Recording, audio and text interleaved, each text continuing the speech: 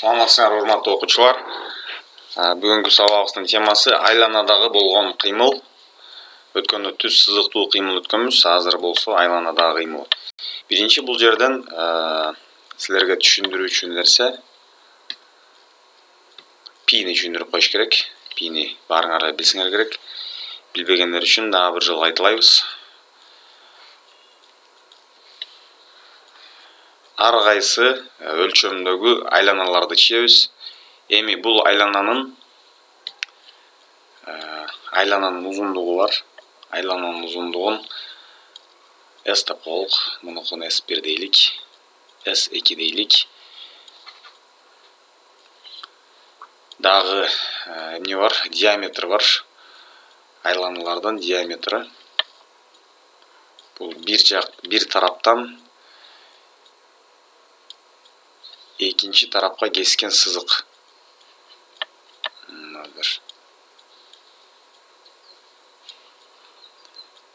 Бул жерден бул диаметр. Так айлананын борборун кесип өткөн эң узун сызык. Мисалы, бул диаметр болбойт. Бул дагы диаметр болбойт. Диаметр мына бир жагынан так ортосун кесип өткөн сызык.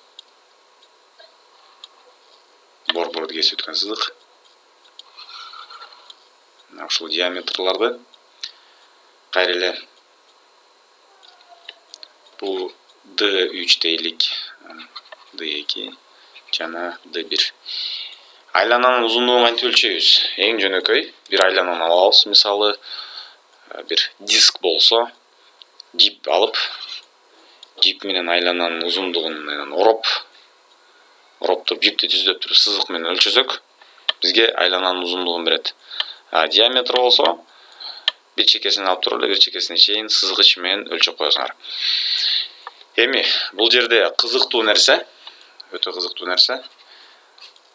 Эгерде мына могул айлананын, биринчи айлананын узундугун диаметрине бөлсө, бир сан чыгат. 3,14.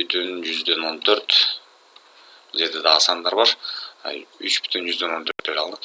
3,14 деген сан чыгат. Ушул сан кайра эле эгерде экинчи айлананы экинчи диаметрге бөлсөк, үчүнчү айлананы үчүнчү диаметрге бөлсөк, айлананын узундугун кайра эле ушул сан чыга берет. Демек, айырмасы жок бизге. Чоң айлана, кичинекей айлана, өтө чоң, өтө кичинекей. Эч кандай айырмасы жок. Ошол айлананын узундугун диаметрине бөлсөк, ар дайым бир сан чыга берет. Айлананын узундугу мына бөлүнгөн, бул диаметр S-ті D-га бөлсөк, ар дайым бир сан чыга берет. Ошол санды ал туруктуу болгондугу үчүн аны пи деп койгон. Пи. Англисче пай. Бул грек тамгасы. Пай деп койгон. Бүттү. Эми айланабызга келелик. Эгерде бир нерсе айланып жатса, мына жип менен айлантып жатабыз, кол менен кармап. Жипти үзүп жиберсек, могул жерден үзүп жиберсек, эгерде мындай бул жерди көздөй айланып жаткан болсо, кай жерди көздөй учат? Бул тик жерди көздөй учат. Эгерде бул жерге келген учурда жипти үзүп жиберсек, бул жерди көздөй учат. Эгерде мына өйдөнү карап турган кезинде бул жерден жипти үзсөк, өйдөнү көздөй учат мындай. Эгерде жипти бул жерден үзүп жиберсек, бул жерден үзүп жиберсек, бул жерди көздөй учат. Демек, айланадагы ылдамдык багытын ар дайым өзгөртүп турат. Эми ушул кыймылдын ылдамдыгын кантип табабыз? Биз айттык, пай деген бул айлананын узундугу бөлүнгөн диаметр. Диаметр болсо 2 радиуска барабар. Радиус деген так ортосунан чекесине болгонго чейин узундук. Диаметр эки четинен так борборду кесип өткөн узундук. Демек, радиустан 2 диаметр болот.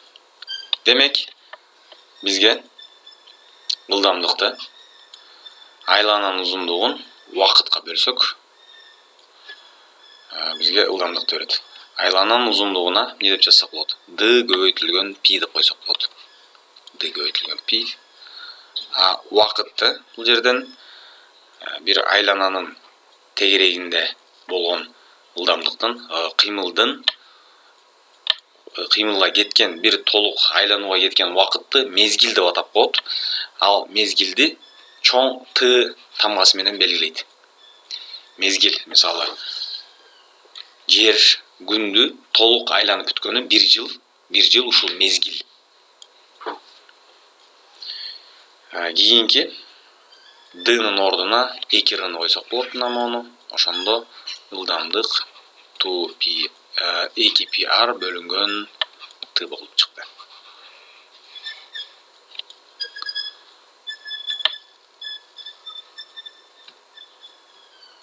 Кийинки түшүндүрө турчу нерсе, бул нерсе айланып жатат. Бир айланада. Эми эгерде мезгили бир айланып бүткөнгө кеткен убакыт период деп коет 0,2 секунда болсо, 1 секундада канча жолу айланат? N тамгасы менен белгиленет, F тамгасы менен да белгиленет. Кээ бир китептерде мындай да белгиленет. Чыгылып, уга келгенде түшүнүп аласыңар, айырмасы жок. Эми N, F жана V. Бунун бардыгы жыштыкты түшүндүрөт. Жыштык орусчасы частота. Бул жыштык эмнени түшүндүрөт? Бир убакыттын бирдигинде канча жолу айланат. Эми карайлык, эгерде бир толук айланып бүткөнгө, бир толук тегерекке окшошпой калды, бирок тегерек деп түшүнгүлө. Жакшы чыя албай калдым. Мына ушул тегеректи бир айланганга кеткен, бир айланып толук айланып бүткөнгө 0,2 секунда кетсе, 1 секундада 2 жолу айланат. Бир жолу айланды, 0,2 секунда кетти, дагы бир жолу айланды, 0,4 болду. Дагы бир жолу айланды, 0,6, дагы бир жолу айланды, 0,8, дагы бир жолу айланды, 1 секунда. 1 секундада демек 5 жолу айланат экен. 1 секундада 5 жолу айланат экен. Демек, жыштык барабар 1 бөлүнгөн Т деп койсок болот. 1 бөлүнгөн 0,2 бизге 5 берет. Бул жер секунда, демек жыштыктын бирдиги 5, 1 бөлүнгөн секунда деп койсок болот. Бул эмнени түшүндүрөт? 5 бөлүнгөн секунда десек чырайлуу болбой калат. Ошон үчүн 5 бөлүнгөн секунда минус 1 даража деп коебуз. Минус 1 даражаны кыскача түшүндүрүп коелук. Карайбыз. Мисал үчүн 1 бөлүнгөн 2 экинчи даражасы бөлүнгөн 2 биринчи даражасы. 2-нин экинчи даражасы бул 4. 2-нин биринчи даражасы 2. 4-тө 2 бөлсөк 2. Ушул жерден бир эреже чыгат. Дагы бир мисал келтирип туруп эрежени көрсөтөлүк. 2 үчүнчү даражасы бөлүнгөн 2 биринчи даражасы ар эле. 2-нин биринчи даражасы бул 2 эле деген сөз. 8 бөлүнгөн 2 барабар 4. Буну башкача жазсак болот. 2 үчүнчү даражасы, 2 биринчи даражасы барабар 2-нин экинчи даражасы. Бул жерден эмне байкап турасыңар?